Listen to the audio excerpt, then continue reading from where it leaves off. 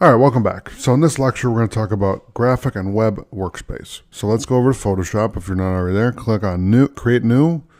We're going to label this 03 Graphic and Web Workspace.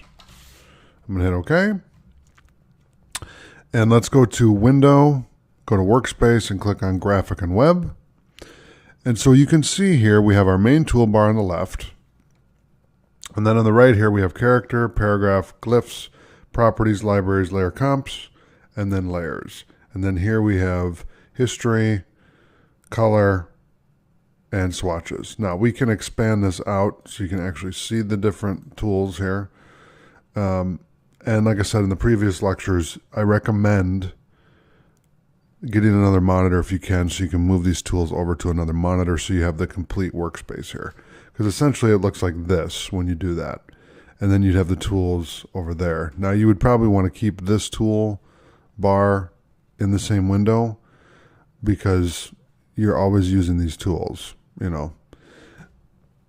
Unless you know the keyboard shortcuts, but you're still going to need this toolbar here.